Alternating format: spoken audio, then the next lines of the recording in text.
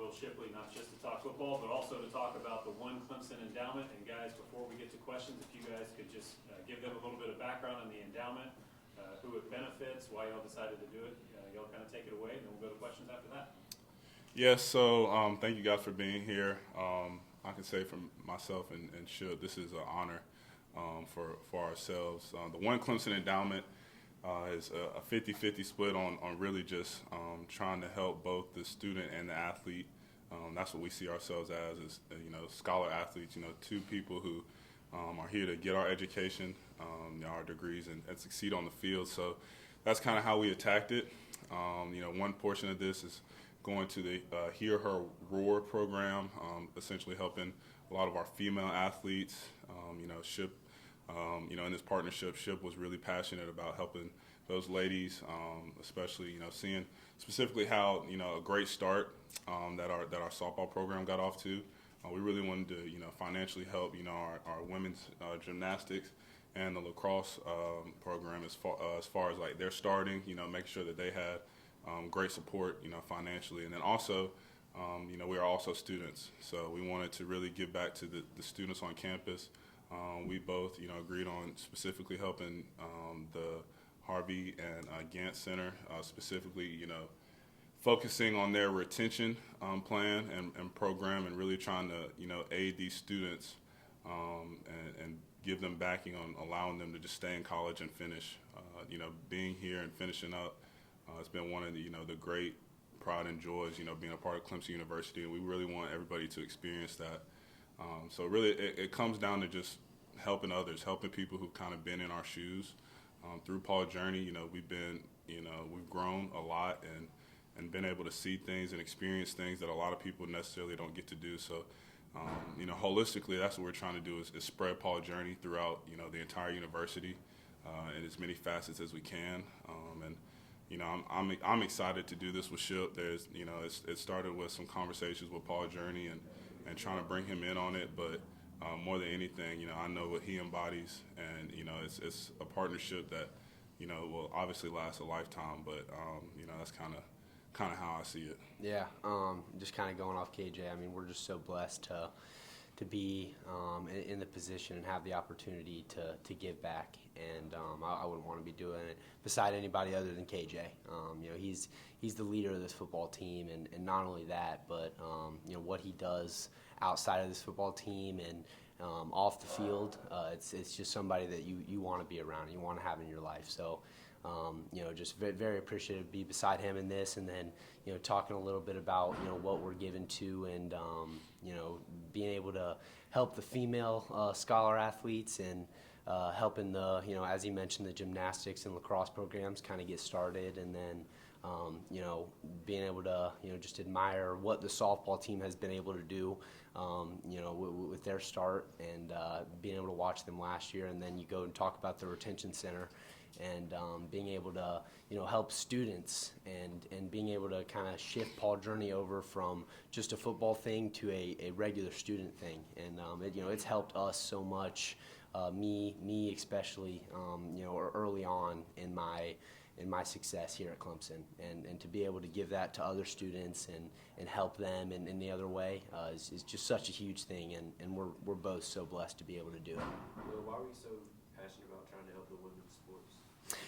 Yeah, we had a couple different options that we had kind of been brainstorming, and it's just something that kind of hit me, and I went to God, kind of asked him what he thought we should be giving to, and he just put a couple things in my life that allowed me to know that's kind of something that I'm very passionate about, and wanted to give back to be able to help. Can you guys just elaborate a little more about how this particular partnership, the two of you, because from the outside, obviously different position groups, different sides of the ball. How do you guys sync up on this? So the conversation started with myself and Jeff Davis and Paul Journey, really just talking about how I'm finishing up here, and ways to give back, and really just leave my mark. And as much as I've been asked this a lot, like the last few weeks, like how do you want to be remembered, this, that, and the third, and honestly, it really has nothing to do with being on the field.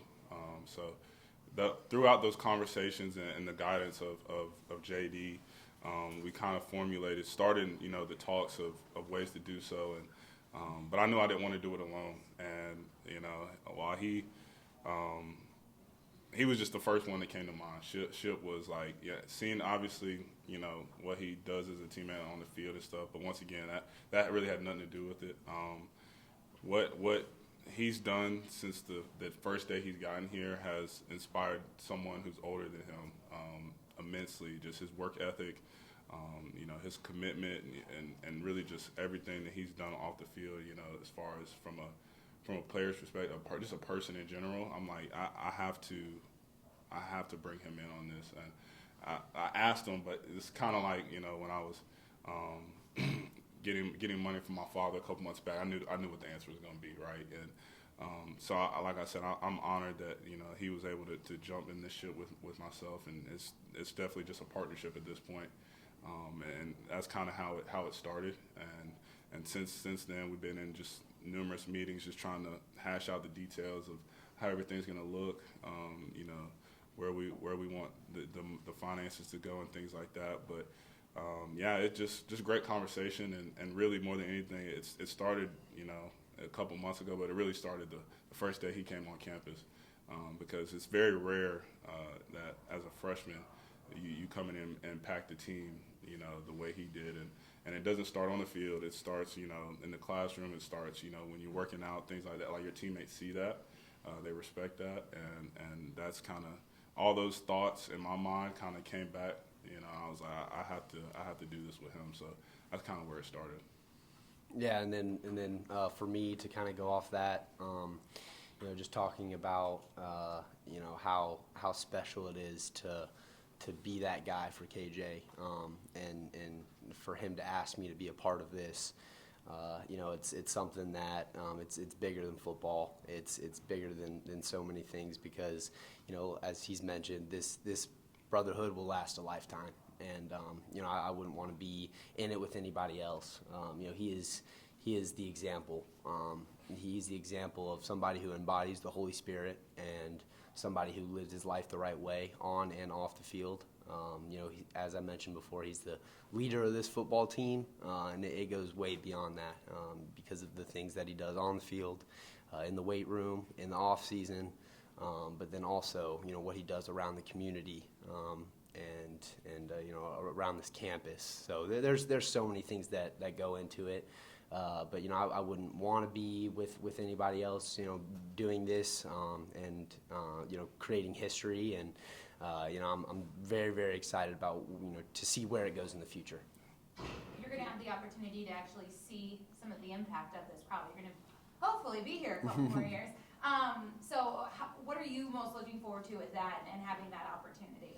Yeah, you know, I think just being able to see it all come to fruition, and you know, it's a lot like football. You know, the work that you put in from, you know, January to August is what, you know, what you see during the season, and it's the same way with this. All the work that we've put in, and you know, the meetings, and you know, just all the gritty hard work behind the scenes, to be able to see it pay off is a refreshing feeling, and something that, you know, as a human being, you just love to see and feel. KJ, is a little overwhelming at times to think that there are 8-year-olds somewhere out there who are one day going to play football or some sport at Clemson, and they may be able to benefit from this initiative. It is. I think something me and Ship have both shared over the past few weeks is like, we really don't understand the impact yet. When we will, we both don't know. We know. We feel good about, you know, what we're doing, so the impact therefore should be good as well. But yeah, that's cool to think about. I haven't really thought about that myself, but really just knowing that we're trying to invoke, you know, a positive change, and you know, when the torch is passed to you at this university, in this program, you're asked to leave it better than you found it, and yeah, I think this is a great step in doing that. So all those great, you know, fulfilling thoughts will continue to come, and you know, like Ship said, it's really a blessing. You know. Well, I know when we talked to you Saturday, you said you wanted to take a little bit of time before you kind of thought about what your message would be to the team and the offense itself. Just how did you kind of handle that situation Yeah, I think looking back at it, I allowed my flesh to overpower my Holy Spirit, that I live with every day. I was very frustrated, so it kind of all switched last night. Had a conversation with Coach Spiller before we headed out to practice, and he said to me, Jesus didn't get to pick when he got to lead. And that's when it really hit me is, I got to be the same leader that I was last week, leading up to the South Carolina game. That's kind of the way that I did it is I just went out there to practice and, I brought the energy. I brought the leadership. I tried getting everybody up and, just helping teammates see what we have ahead of us. So that's kind of what, God had laid upon me and how I've, decided to kind of go after it this week. What does it mean to be back in this ACC Championship game and to have this opportunity to be back on the field this week when a lot of teams are at home waiting to find out their bowl future? You said it. We're grateful. We earned this one. We earned this one, and that's kind of the message this week. And what I've reiterated to the team. I've obviously coming off a tough loss though is the perspective of last year. I love the Otis Skowski, Nolan, like all those guys meant so much to me, and I try and honor them. And in moments like this where when the whole world's against you, like, oh, we didn't get this opportunity last year, right? And, we have to, get back in the driver's seat and really take full advantage of, like you said, being one of, 10 teams this week getting to play in the Power 5. So excited. We're excited and we're grateful, and we're attacking it each and every day, not leaving any stone unturned. Obviously, there's some mistakes that we have to fix, from last week, but the energy is in a really great spot. Definitely eager to get out to practice today. When you think about, like, in the past, like, the playoff has been there as a possibility after the ACC title game. This year, it's not going to happen. Is there a different, place you have to find that energy from, a little juice for this game because you know that it's not another chance to impress for the playoff, really? Honestly, I'd say there's a different place, but it's the same energy. Like, what I'm saying? You still the same amount of juice, right? Everybody has their own ways of getting excited and, drawing motivation. Some, are more dictated on other people's thoughts than others. Mine is just the ability and honor to be able to play the game and play beside these guys. So it really didn't matter, where we were going or what we were doing. Another opportunity to play the game at this level, at this university. I'm just as blessed and honored as I was when I was a freshman who first got here, and that mindset's never changed. So really just trying to remind the guys, that that's the case. We have guys who sit in this facility today who, would still love to be playing right now. But, the guys, put them in a different direction, and so that's always the mindset. If we get another one and we're fortunate to play in it, then we're going to give it our all. There's no doubt about it. And obviously we want to be at the top at the end of the season, and like you said, that's no longer going to be the case. But there's so many bigger things that come out of these next two games. I mean, talking like real life lessons. And we're gonna learn a lot. We're gonna learn a lot about what this team's really made of, and the type of guys in this locker room. Luckily, me and him, we know what we got, but it's gonna be exciting to put it on display these next few weeks. Dabo was saying that he had y'all watch the tape together, offense and defense combined and stuff. Just what was that like for each of you, kind of doing the film study with Yeah, it's definitely good to see the other side. I think there's mistakes being made on both sides of the ball that hinder you to win a game like that, and they need to be fixed. It's disappointing that it's happening this late in the season, but it's part of life. It's part of the game, and mistakes are going to be made. Injuries happen. God's going to throw things at you, and it's just all about how you respond to it. So it's definitely good getting to see both perspectives, and getting to see the other side of the ball, and some mistakes being made on that side. But yeah, at the end of the day, we just got to correct them and attack this week. I'll say too, it was interesting. Like it was cool to see, because like on the other hand, as you can imagine, like a tough loss, and as players, nobody's more upset than we are, right? And so we're sitting with that, for the next 24, 48 hours, scrolling through social media, seeing, you know, every thought imaginable, but the truth is in the film, right? So as a team, getting to come in and really work through all the mistakes that we made as a team, not one person, not one coach, not one call, but as a team collectively, then you get the truth, right? And that was a reminder for a guy who's been here 5 years. Like, it's even though the outcome wasn't what we wanted, it's not what everybody makes it to be as far as, you know, from a social media lens. And I think you guys kind of know where I'm pointing to towards that. So it's really just, we all have to be better.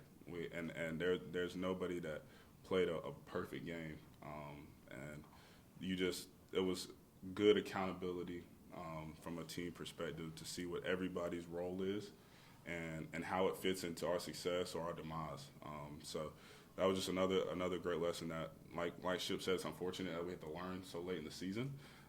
But seeing the truth is always eye-opening, and I think it will better us going into this week. Was that kind of his message that it wasn't just offense, it wasn't just defense, it was everyone that was making mistakes? That was 100%. 100%. Yeah. In that vein, I mean, guys can say, I'm going to get off social media, I'm not going to listen to the outsiders. In this day and age, 2022, being a college kid, is it possible to put social media away and not follow it, or do you just kind of have to do it because it's part of life? It's very possible. I think it's what you can handle. Like, you know, I can speak for myself. Like, I'm on it, but I know I can filter out the truth, right? You know, being someone who's been attached to this game literally since the age of 2 years old. You know, my dad being in Wake Forest, like, I know what is the truth when it comes to the game of football. You know, and then being someone who gets to see like the inside out, like the work that each player puts in. And then the big moment that comes with it, right? So it's all about, you know, what you can take. Now, some guys, and this goes for just all sports, right? You can get consumed in that stuff. You really can, and you know, it's really unfortunate that we can allow people who I will probably never meet, never see, really affect, you know, our joy. But that's what I think was good about, you know, these last few days, is really understanding that the only opinions that matter are the ones in this facility, and those are the ones that we need to try and get better from. So yeah, there's a lot of players on the team now who are just not really into the social media thing, and it helps their mindset mentally, because that's where it starts. So you have to be good in the mind, and if you can, then do so, and if you can't, then you probably need to stay away from it. But definitely think it's possible, yeah. It's a loud, negative, vocal minority, I guess, on social media. Does that negativity, when you're on there, wear on you? For me, personally, I would say, you know, last year, maybe a little bit as a freshman, just being immature and you know, always just wanted to see what others thought, you know, maybe looking for that validation. I don't know what it completely was, but this year it's definitely been a different feeling for me. You know, confidence just comes from within, and you know, I saw something on Twitter. I think maybe Nick Saban had said it, Coach Saban.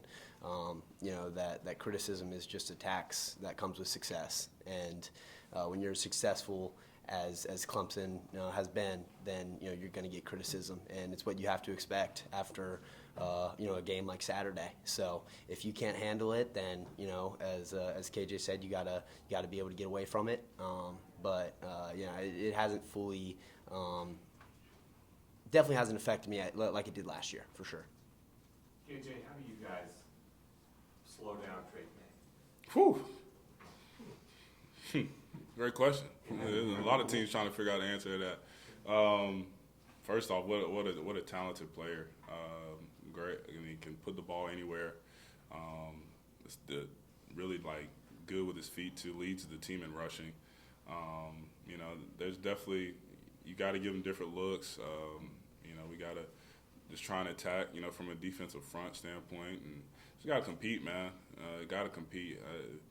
Obviously, he's been in the Heisman talks and, you know, breaking all these records, and, you know, he's earned that, right? But that doesn't mean we bow down just because he's a great player, right? You got to go out there and really give him fits and compete.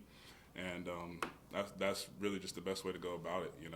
That's the message. I try to give to these guys all the time is, when you playing big games, maybe like last week and this one coming up, and you're playing good people, good teams. A lot of the times, if you're not confident in yourself, like Ship says, your mindset shifts to, not wanting to mess up, not wanting to lose the rep, and you're already defeated in that state. So the mindset's got to be, man, I just want to go win. I want to go dominate. I want to compete. And I'm attacking. So that's mentally, that's got to be where we are as a defense. And obviously, we have to be smart about it because he's not a dumb person, But we'll definitely, obviously, be working through the week, to try and answer that question. KJ, Dabo's talked a lot this year. It seems like every week he's reminding us that you guys have played like a really good quarterback, and it's kind of just continued to build. You've got another one this week. Does it feel like that? Like you guys have just had exceptionally good quarterbacks this year that you've played against? Yeah, easily. This year has been the year of the quarterback. Like in my 5 years, this is the best quarterbacks I've played. Week in and week out, as far just from a talent perspective, everybody can throw the ball, everybody can run the ball. Nobody's just one-dimensional. So 100%, it does feel like that, but that's what makes it fun, right? That's what you come to Clemson for, to literally play the best of the best, so that's been exciting. That's been a fun challenge that I've been able to really navigate each week. We have as a defense. I mean, it's like trying to put a puzzle together each week, and it never looks the same. But once you put it together, you're excited and you move on to the next one. So, I really enjoyed, that piece of it. I really have, and got a big puzzle to put together this week. There's no doubt. KJ, did Rattler do anything that surprised you, or their passing game, or anything that surprised y'all as a defense? Not surprised. We talked about pregame that obviously we wanted to try and get him out of rhythm. The talent is there, and I mean he showed it versus Tennessee. Like he make every throw, athletic. I think more than anything, on top of them capitalizing, right? You have to give them credit. Like we saw from the film session the other day that we gave up a lot of things too. That's usually what happens. When you lose a game, it's because one side is capitalizing on another side's mistakes. So there's nothing he did outside of himself. There's nothing new.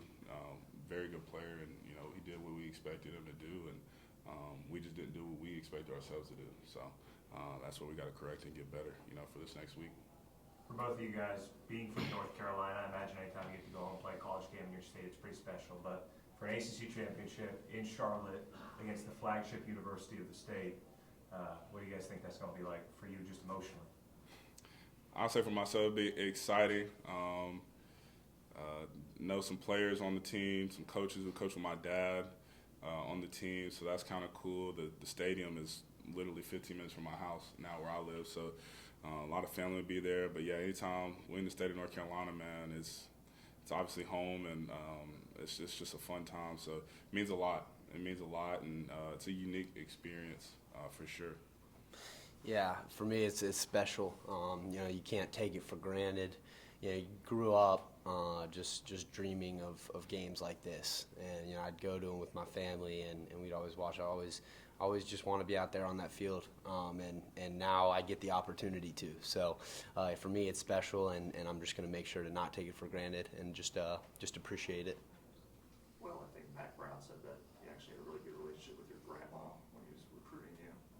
Did you get to see him try to bond with your grandma? Did you actually consider UNC home? Yeah, I saw that tweet.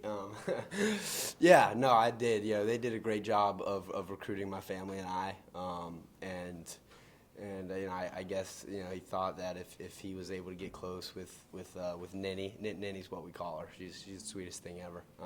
If he was able to get close with her, then they'd have a better chance. So yeah, I mean they texted and called all the time. I actually had to tell her a couple times, like, Ninny, you gotta chill out. Yeah, you don't know how this stuff works. You gotta see the bigger. You gotta know what they're trying to do here.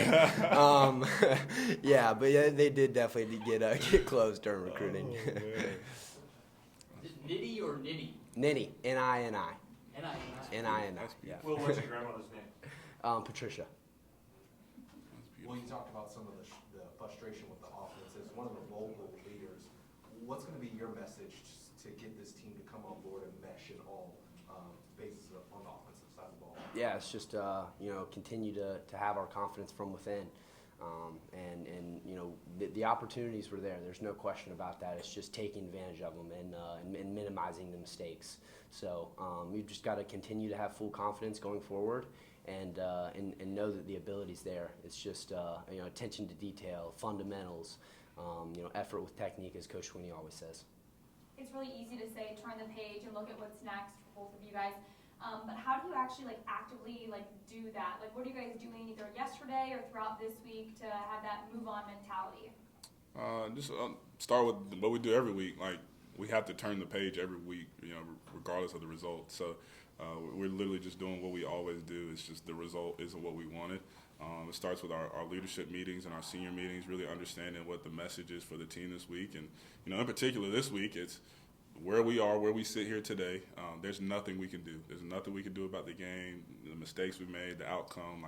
As much as we hate it, and want to sulk on it and be upset about it, the only thing that's going to do is make it worse for what we're trying to do this week, right? So if we really want the outcome to be, us holding out the trophy this Saturday, then we really have to shift our mindset, right, and start committing towards that goal. And so that's the first thing, right, is understanding that it's another week, and we have to do a great job, and also understanding what is lying ahead in the bigger picture. UNC lost their rivalry game as well, so they're in the same boat, right? So there's really no excuse, as far as who can, feel worse about themselves. We out here trying to win a championship this week, you know what I'm saying? So, and an honor to do so. So there's a lot to get excited for, and really just being real with yourself. It's time to get this thing back going. Easier said than done for sure, especially when you think about the mind. But once you fully grasp that concept, then it's very easy to move on and get ready for the next one. I guess, KJ, you talk about those leadership meetings. How do you feel about the leadership of this program, this team, in the lower classes? Yeah. And is someone like Will part of that in terms of feeling good about people that are taking this program forward? I feel great. It's really neat. It's just a neat perspective that only few really get to understand and see. Is when I'm gone, where will the program be from that perspective? And we're gonna be in some good hands. We really are. And I'm not just saying that. I always in moments like that, I just compare to where I was. There's a reason y'all didn't see me up here at Will's age, because I wasn't where Will was, right? So and it's simply that Jake and all those younger guys who've been up here and spoken to you guys over the year, they're just miles ahead, and so that's cool to see it. And they're still trying to grow, and that's what I think you really have to know best is, as a leader, you can't be someone who's just act like they know it all. We all as a team have to continue to grow and evolve. And so that's what I'm loving out of the young leaders that we have on this team is guys who are committed. They show it, and then when they're trying to bring others along, it's a gentleness to them. So I'm excited. I'm excited to see where we're going to continue to go and grow, and we'll be in good hands. Yeah. I guess you were talking about the flesh overpowering you, I guess, after the game, and what were you specifically, referring to as just frustrations? Yeah. Sorry. In terms of comments you made, maybe, or what types of things? Yeah. Well, what I truly mean by my flesh overpowering my spirit is allowing my emotions to take over who I am as a person. And I'm so passionate about the game of football, and really, everything that I love in life. I'm very passionate. I wear my emotions on my sleeve. Everybody kind of knows that about me, which is great. But anger is the truest form of emotion, and that's what you see on Saturdays a lot of times for me is I allow that to overtake my spirit and to be grounded and just to be able to bottle up all that energy and use it in a positive way. So it's something that I'm working on as a leader, and something that I've gotten a lot better at throughout the year, and something I take pride in. So that's kind of what I was speaking to, is just not allowing my emotions and my human emotions to overtake my spirit and what God has in store for me. Any questions for Will or KJ from Zoom? Hey KJ, it's Anna. Just on the touchdowns that the defense has allowed in the red zone, do you feel like that's more of a mentality thing down there right now, or maybe more a function of fundamentals and details? We definitely would say the fundamentals and details, understanding that it's just a shorter field, and that plays to the defense's advantage. Coach Sweeney's definitely challenged us with getting more red zone stops. Got a few this week, but definitely not enough. We have to use that to our advantage. So our safety room got thin in this past game, but that was a part that could have helped us, right, in the red zone. So that's always the details, especially in the red zone when someone's trying to score, right. The offense will tell you, like, they got 11, we got 11. They're trying to find, that one mistake and that one-on-one matchup and win it. And what's been unfortunate for the defense is, a lot of times, guys have scored on the mistake and not the one-on-one matchup. Because if we get the one-on-one matchup, then I'm very, very confident in us winning those. So that's where we have to get to, and working really diligently on that this week is making sure that, we're not giving up touchdowns in the red zone. Because when we get to just holding people to 3 points or block kicks, it's a momentum starter, number one, and then number two, it just helps elevate the team, the offense, and things like that. So definitely a place where we're having to grow. Thank you, KJ. And then Will, I know just growing up a big state fan, your family, a lot of family that went there. Any extra motivation or words from them this week going up against Carolina? Yeah, I've kind of cut ties with both programs. No, obviously joking, but just growing up an NC State fan, you hate the Tar Heels. That's just how it is. Every family reunion, no blue whatsoever, or you'd have to leave the house. So there's definitely a little bit of fuel to the fire. It's just how I grew up. But at the end of the day, we're just trying to go win another championship and send these seniors off with the ACC Championship ring and beyond that. All right, thank you, KJ. Thank you, Will. Here Thank you, in just guys. a minute.